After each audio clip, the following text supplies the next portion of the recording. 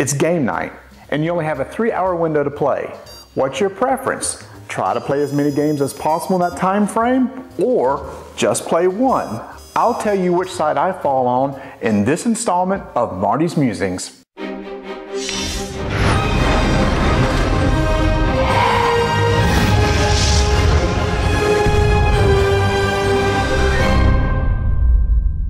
Over the past year, I've noticed a change in the games I like to play. It has nothing to do with the type or genre or theme, but the length of play.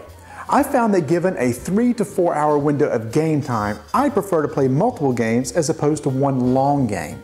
This seemed to start around the time I got the reprint of Vikings last year from Z-Man Games. Here is a medium weight tile placement Euro game that I can play with 4 players in just an hour.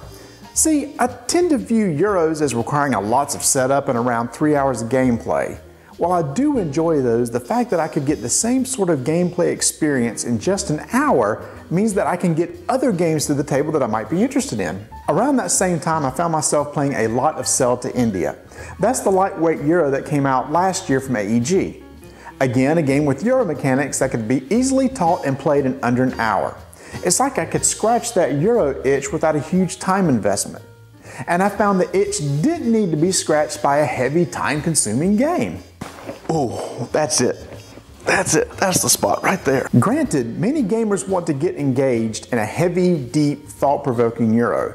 But can that be done without a huge time investment? With the right game, it can.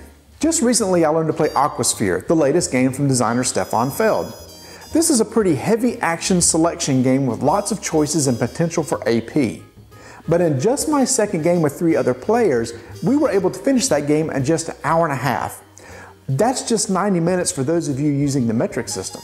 So yes, with the right game, you can get that deep Euro experience and leave time for other games to fit in your 3 or 4 hour window, such as reasonably length Ameritrash games. A little bit of history. I really enjoy playing Arkham Horror. Win or lose, the theme and mechanics of that co-op game has always rewarded me with a great experience. However, this is one of those games that will eat up your entire game night, which is why now my Lovecraftian themed co-op game of choice is Eldritch Horror. When I first read about the differences between Arkham Horror and Eldritch Horror, the phrase that caught my eye was streamline.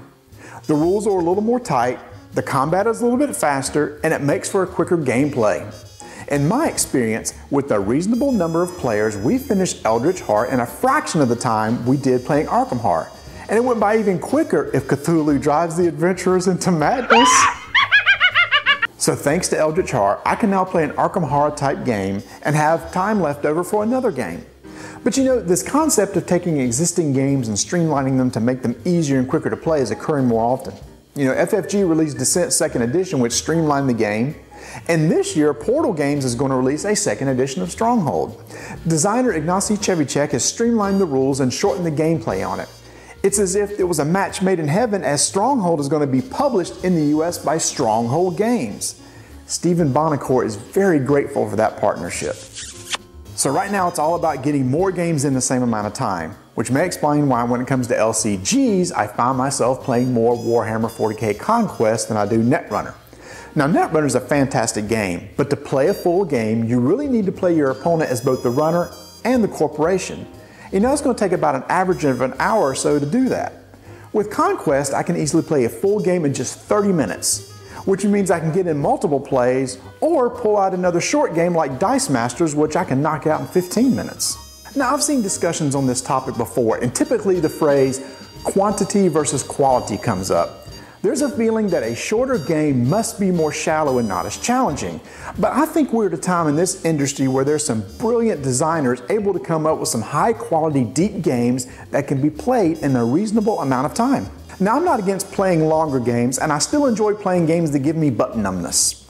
But there are so many games I want to play that I want to maximize my time as much as possible. Plus, with longer games, I have to stay focused longer, and sometimes it's easy to get distracted. Ooh, shiny. So there you go. With the growth in the hobby game industry, it's very easy for me to find games that give me the play experience I want in a shorter amount of time, which means I get to play more of those games in the same time window as I would a longer game. So where do you stand? Give a 3-hour window. Do you want to get that one long epic game to the table, or would you prefer to try to get 2 to 3 games played in that same time period? Let me know in the comments below. Wait. Before I go, I wanted to take a minute and open this package that was sent to Tony and I. It comes from Suzanne Sheldon, who does the board game app segment on the weekly board game breakfast from the Dice Tower, and is a regular on our Chit Chat segment on our podcast. Now, I've already cut the tape on this box as I don't want to slice my fingers while trying to open this thing on video. Now, granted, that would probably make this video go viral and I would be an internet sensation like the Double Rainbow guy or the Star Wars kid, but I don't have time to do the talk show circuit or to explain some disturbing photo that might show up on TMZ. Okay, let's open up and see what we got. Looks like a couple t-shirts. Sweet! Moon pie t-shirts. Awesome. You know, Tony and I have this thing about moon pies. We talk about them on the show and whatnot. And Suzanne has sent us official moon pie t-shirts. Thank you so much. Guaranteed when we come to conventions, we will wear these at some point in time during the show. Sweet. I'm not sure whose is whose. I hope the blue one's mine as it shows off my eyes.